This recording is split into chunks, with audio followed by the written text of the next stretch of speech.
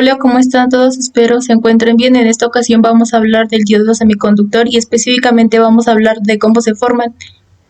En todas las fotografías que vemos en esta imagen nos damos cuenta que este diodo, aunque es un dispositivo electrónico básico, cuenta con diferentes aplicaciones. Por ejemplo, podemos hacer referencia a la imagen que tenemos abajo, donde se observan los LEDs. Y del lado izquierdo podemos ver las cintas fotovoltaicas. ¿Qué podemos mencionar del diodo antes de comenzar? Bueno, pues está compuesto por dos capas de semiconductor, una de tipo P y otra de tipo N. Usualmente son del mismo material las capas, es decir, por ejemplo, silicio. También es importante mencionar que es el dispositivo electrónico semiconductor más básico porque cuenta con solamente dos capas, a diferencia de otros componentes como transistores o como los pistones. Vamos a estudiar un diodo y para eso vamos a ver qué es lo que pasa antes de que se forme. En la imagen de acá de la derecha tenemos dos bloques, uno de tipo P y otro de tipo N. Vamos a enfocarnos al de tipo P. Como vemos en la notación, las líneas horizontales nos representan a los electrones y en los signos de más nos representan a los huecos.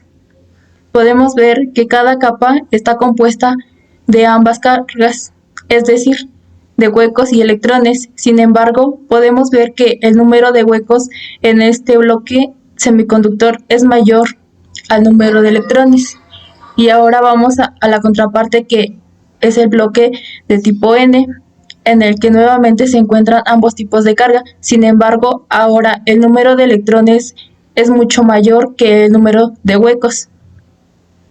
¿Qué es lo que pasa cuando estas dos capas o estos dos bloques llegan a unirse? Se da un proceso de transferencia de carga, es decir, electrones atraviesan hacia el lado tipo P y huecos del lado P en su mayoría atraviesan al lado N.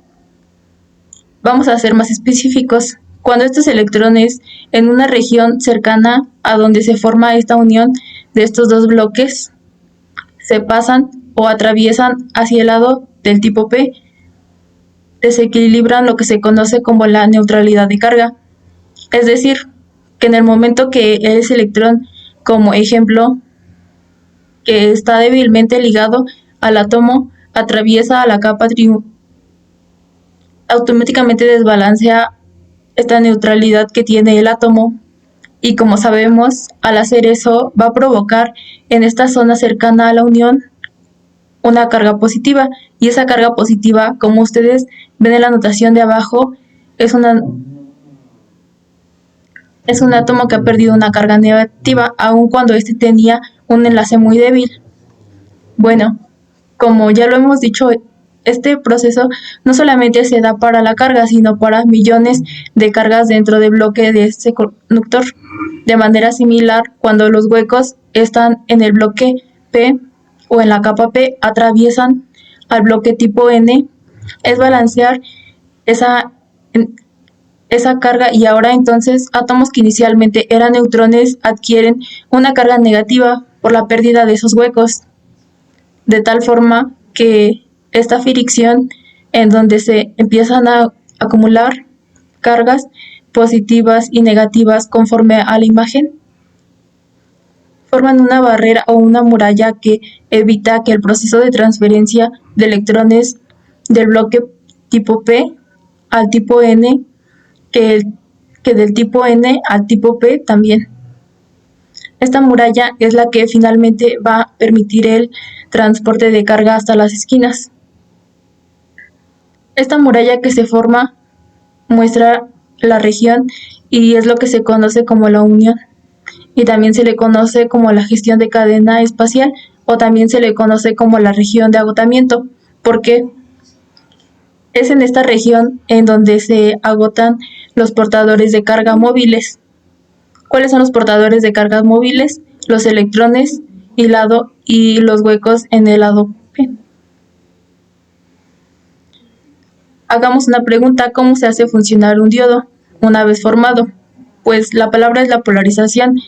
Si nosotros definimos este concepto a nivel general, podemos decir que la polarización es el establecimiento de las condiciones eléctricas para poder hacer un dispositivo o un sistema electrónico trabaje de la forma en como se espera. Para el caso del yodo, existen dos tipos de polarización. Es la que se conoce como en el bloque amarillo se menciona como directa y también de complemento de la polarización inversa. ¿En qué consiste la polarización directa? Como estamos hablando de fenómenos eléctricos y electrónicos, necesariamente debe de haber una fuente que existe.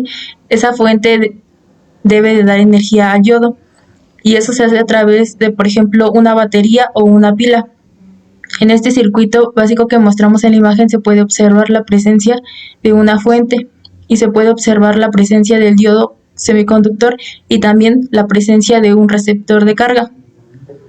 Como recordamos, en el lado N cercano a la unión tenemos una concentración de cargas fijas que son átomos y que esa carga es el signo positivo. Del lado de la región P cercano a la unión tenemos una acumulación de cargas negativas y cargas fijas con el signo menos. ¿Cómo es que se puede entender la polarización directa?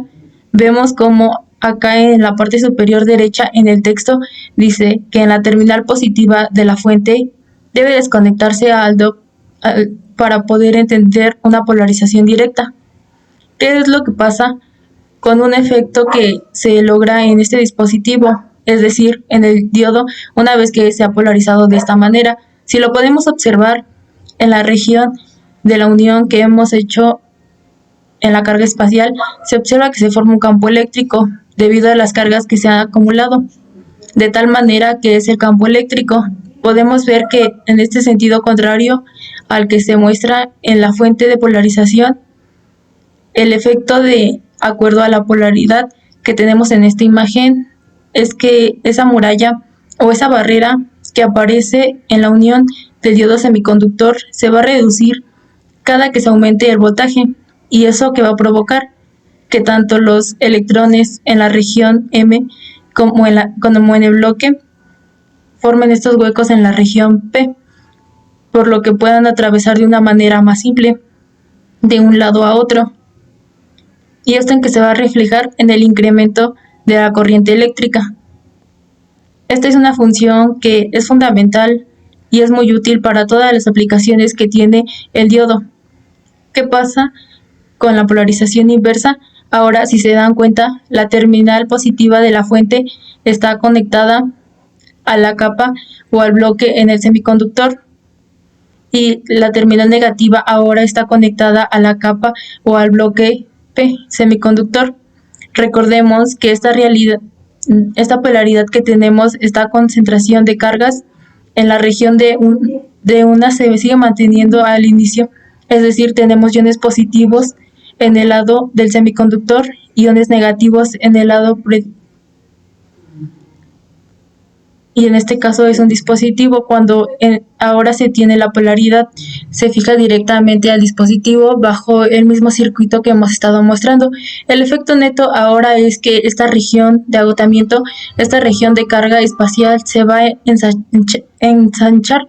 ¿Por qué razón? Porque ahora esta terminal positiva está en el extremo de la capa de un semiconductor y va a arrastrar o va a hacer que los electrones que estaban cercanos a esa unión, que no son parte de la región de agotamiento, los recolecte este contacto eléctrico por el potencial positivo que tiene bajo la regla de atracción y de recursos de cargas, de tal manera que lo que provoca esta fuente de voltaje es agotar ahora los electrones que estaban cercanos a la región, y esto provoca que la función de unión, particularmente de la región de agotamiento, de la región de carga, se ensanche, por lo que se haga más grande. ¿Cuál es el problema de esto? Ahora la muralla, que tiene más electrones para pasar del lado N al lado P, y los huecos para pasar del lado P al lado N, se hace más grande. Eso dificulta el flujo de la corriente y uno pudiera pensar, ¿eso será importante? Sí, ¿por qué? se va a ver en las aplicaciones del diodo cómo este complemento en la operación hace referencia a la conexión directa y permite obtener funciones como la rectificación de señales. Sí, hay que tener cuidado que esta región de agotamiento se puede ensanchando cada vez más y más al voltaje de la protección, que se incrementa de tal manera que cuando esta región se hace tan ancha, es decir, hay muchos más iones positivos del lado N y muchos iones negativos del lado P, de tal manera que se acercan a los contactos eléctricos. En ese momento se provoca un fenómeno conocido como avalancha, lo que en resumen termina degradando el dispositivo. Como podemos ver, el efecto es que la barrera y los transportadores de carga tienen que atravesar y se hace más grande. Eso es todo por esa ocasión. Nos vemos en un siguiente video. Gracias.